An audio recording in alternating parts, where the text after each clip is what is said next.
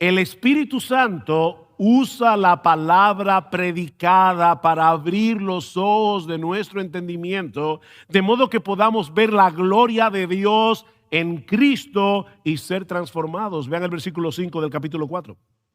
Porque no nos predicamos a nosotros mismos, sino a Cristo Jesús como Señor y a nosotros como vuestros siervos por amor de Jesús.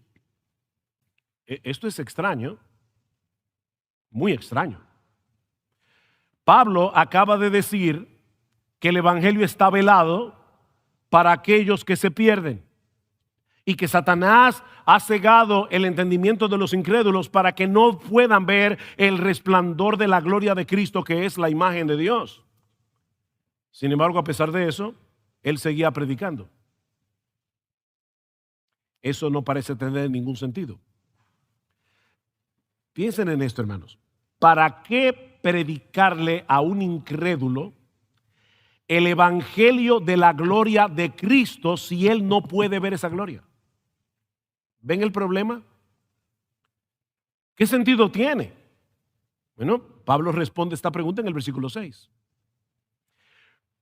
Pues Dios, o porque Dios, aquí está la explicación. Ellos están ciegos, yo predico como quiera, porque Dios que dijo que de las tinieblas resplandeciera la luz, es el que ha resplandecido en nuestros corazones para iluminación del conocimiento de la gloria de Dios en la faz de Jesucristo. Pablo está aludiendo aquí, obviamente, al relato de la creación en Génesis 1:3. ¿Qué fue lo primero que Dios creó? La luz. ¿Y cómo la creó? Por su palabra.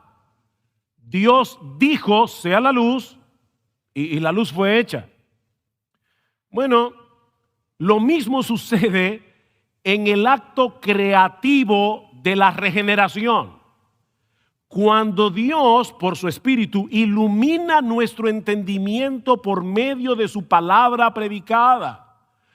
Mis hermanos, esto es sorprendente. Mientras un predicador, un hombre común y corriente, está predicando fielmente la palabra, Dios viene al pecador que está muerto en sus delitos y pecados, ciego a la gloria de Jesús, y entonces de repente Dios le dice, sea la luz, y este hombre ve lo que nunca antes había visto, que nuestro bendito Salvador está lleno de gloria, y todo por medio de la predicación de la palabra. Eso es lo que Pablo está diciendo aquí. El Espíritu Santo abre nuestro entendimiento para que seamos capaces no solamente de ver, sino también de saborear la gloria de Dios en la faz de Jesucristo. Gustad y ved que es bueno el Señor. Se trata de una nueva comprensión de las verdades divinas que va más allá de un mero entendimiento intelectual de ciertas verdades. Es una nueva capacidad que nos permite apreciar la hermosura de Dios en Cristo con un deleite que nos cautiva. Eso es lo que ocurre en la conversión. Juan Calvino dice al respecto: el alma iluminada por el Espíritu de Dios adquiere una nueva agudeza para contemplar los misterios celestiales cuyo esplendor lo había cegado antes. Y el entendimiento del hombre, así iluminado por la luz del Espíritu Santo, por fin comienza a gustar verdaderamente de las cosas que pertenecen al reino de Dios. ¿Ustedes recuerdan lo que le dijo Cristo a Nicodemo?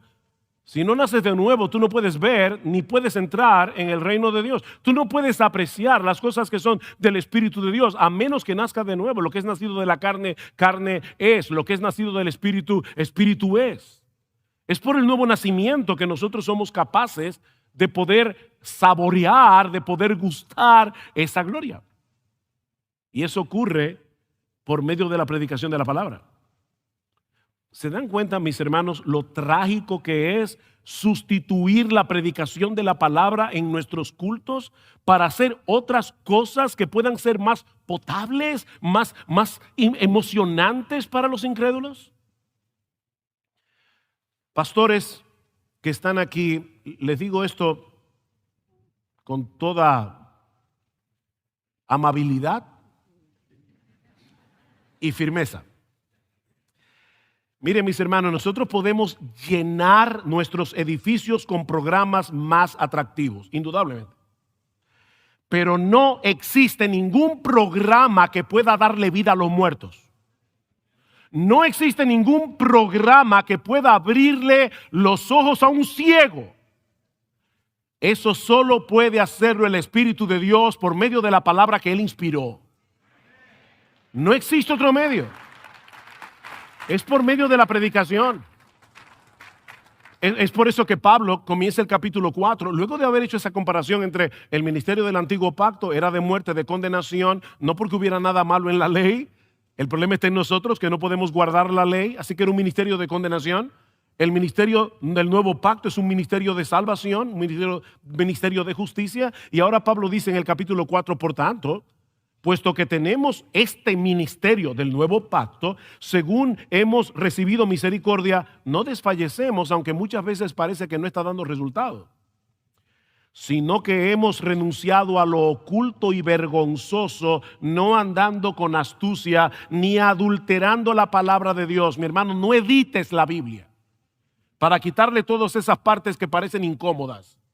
Ahora no quieren hablar del infierno, no quieren hablar del pecado, no quieren hablar de cómo Dios creó el matrimonio para que sea un hombre y una mujer que se casen, porque son verdades que molestan, son verdades que ofenden. No edites la Biblia. Pablo dice, no estamos adulterando la palabra de Dios, sino que mediante la manifestación de la verdad nos recomendamos a la conciencia de todo hombre en la presencia de Dios. ¿Por qué Pablo dice eso? Porque él está diciendo, yo tengo un ministerio y la esencia de ese ministerio es predicar la palabra. Y yo no voy a pulir las aristas de la palabra. Yo voy a predicar la palabra tal como se me encomendó. Porque es en el contexto de la predicación del Evangelio que el Espíritu Santo resplandece en los corazones de los hombres para iluminación del conocimiento de la gloria de Dios en la faz de Jesucristo. ¿Qué frase más impresionante? El Espíritu usa la palabra que Él mismo inspiró para producir en nosotros su obra de regeneración. ¿Qué dice Pedro? Habiendo purificado vuestras almas por la obediencia a la verdad, mediante el Espíritu, para el amor fraternal no fingido, amados unos a otros entrañablemente de corazón puro, siendo renacidos o habiendo nacido de nuevo, no de simiente corruptible, sino de una simiente incorruptible por la palabra de Dios que vive y permanece para siempre. Mis hermanos, este libro está vivo. Esto no es un museo. Y Dios usa esta palabra viva para producir vida. Es lo que está diciendo el apóstol Pedro. Y Santiago dice en su carta que Él, Dios de su voluntad, nos hizo nacer por la palabra de verdad, para que seamos primicia de sus criaturas. Él nos hizo nacer por la palabra de verdad. Y cuando nosotros vemos esa gloria con los ojos de la fe que el Espíritu ha abierto, pasamos de muerte a vida, pasamos de incredulidad a fe, pasamos de rebeldía a obediencia. ¡Wow! Eso es impresionante. De verdad que eso debería salir en el periódico, en primera plana. Se convirtió fulano. Estaba muerto y ahora está vivo. Estaba ciego y ahora ve. No, pero eso no sale en los periódicos. Pero aunque no salga en los periódicos, sigue siendo extraordinario. Extraordinario. Comenzamos a ver a Cristo en toda su hermosura y esplendor, de tal manera que somos atraídos hacia Él para deleitarnos en Él por encima de las cosas creadas. El sol de justicia sale en nuestro corazón y todos esos bombillitos con los que antes estábamos entretenidos se apagan. Esa luz es demasiado brillante. El mismo Espíritu que inspiró las Escrituras abre nuestro entendimiento para que comencemos a comprenderla con esa nueva percepción espiritual de las verdades que allí se revelan y que no teníamos antes. Ahora, por supuesto, hermano, cuando tú te convertiste al Señor, cuando yo me convertí al Señor, no estábamos conscientes de que todo eso estaba pasando. No estábamos conscientes, por decirlo de alguna manera, de lo que Dios estaba haciendo detrás de la escena. Yo, ¿verdad?, tomé una decisión por Cristo. Y es verdad, eso no es incorrecto. ¿Recuerdan el corito? He decidido seguir a Cristo, no vuelvo atrás, no vuelvo atrás. Ese corito expresa una verdad teológica correcta. Yo decidí seguir a Cristo, nadie me forzó. Pero deberíamos añadirle 2 estrofas por lo menos. Pues fui escogido por Dios el Padre, pues fui escogido por Dios el Padre, no vuelvo atrás, no vuelvo atrás, porque el Espíritu me ha dado vida, porque el Espíritu me ha dado vida, no vuelvo atrás, no vuelvo atrás. Si le añadimos esas estrofas no hay problema. Puedes cantar tranquilo, he decidido seguir a Cristo. Cuando estábamos muertos en nuestros delitos y pecados, Efesios capítulo 2, versículo 1, el Espíritu Santo venció nuestra obstinación. El Espíritu Santo quitó la venda que cegaba nuestro entendimiento para que pudiéramos ver a Cristo en la hermosura de su gloria y fuéramos irresistiblemente atraídos hacia Él. Irresistiblemente.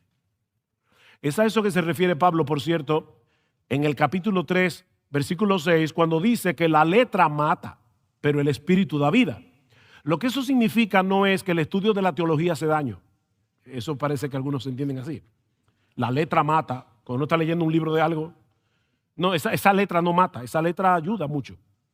Lee bien tu Biblia y lee bien algunos libros que te ayuden a entender tu Biblia. La letra de la que Pablo está hablando aquí es la ley que Dios le dio a Moisés en el monte Sinaí. Esa letra es buena, los mandamientos del Señor son buenos, agradables, perfectos, pero nosotros no tenemos la capacidad de cumplirlos, así que la letra mata, la letra de la ley. Es por eso que el ministerio del antiguo pacto es un ministerio de condenación, pero el Espíritu da vida. Yo recuerdo cuando fui por primera vez a una iglesia, yo tenía 17 años, casi 18. Mi mejor amigo se había convertido al Señor, yo era en ese tiempo un agnóstico hecho y derecho. Mi padre era un agnóstico, así que mis hermanos y yo seguimos por los pasos de mi padre. No creí en nada, pero fui a esa iglesia. Había un grupo de jóvenes estudiando las Escrituras y qué impacto me causó eso. Porque en mi mente, otra vez por la influencia de mi papá, que se crió en Belén, en un colegio protestante, así que conocía muy bien la Biblia, pero creía que la religión era un negocio. Bueno, para muchos la religión es un negocio. Así que no estaba muy desencaminado. Y él nos enseñó eso. Aparte de que también nos enseñó que el evangelio es para los tontos. Hay que ser muy bruto para ser creyente. Esa era la filosofía de mi padre. Así que yo voy a este grupo de jóvenes. Y para mi sorpresa, eran normales. De hecho, algunos de ellos parecían muy inteligentes. Otra vez, era raro eso. Así que me impactó enormemente. Yo llegué a casa ese sábado en la noche, habiéndole dicho a ellos, me ha gustado este grupo. Voy a seguir viniendo, pero que conste, yo nunca me voy a convertir. Así que llegué a casa y en el impacto me postré en mi cama y por primera vez en mi vida hice una oración. Y yo le dije, mira Dios, yo no sé si tú existes. Tal vez estoy aquí como un tonto hablándole a nadie. Pero si tú existes, tienes que estar oyendo esta oración. Y yo te pido, por favor, si tú me estás oyendo, ayúdame a conocerte. Ellos me habían invitado a que fuera a la iglesia al otro día, así que yo, temprano en la mañana, llamé a una amiga muy especial. Obviamente, sí, cumplimos 40 años de casado el año pasado. Pero el asunto es que yo llamé a esta amiga y le dije, óyeme, Gloria, mi esposa, era católica, pero estaba muy desencantada del catolicismo romano en ese tiempo, así que yo había comenzado a evangelizarla, prestándole libros de filosofía, los libros que yo leía en ese tiempo. El asunto es que le dije, mira, fui a un grupo anoche de lo más interesantes, son un grupo de jóvenes que leen la Biblia y me invitaron para que fuéramos hoy a la iglesia el domingo en la noche. ¿Quieres ir conmigo? Y mi Gloria me dijo que sí, así que fuimos juntos a la iglesia esa noche, hasta el día de hoy. Al otro día, yo comencé a leer la Biblia, Gloria comenzó a leer la Biblia. Mis hermanos, créanme lo que les voy a decir ahora. Yo era un incrédulo total. Para mí este libro no tenía ningún sentido. El lunes comencé a leer este libro y el lunes yo estaba completamente convencido de que este libro era la palabra de Dios y que Jesucristo era el Dios encarnado que había muerto por mis pecados. ¿Cómo se explica eso?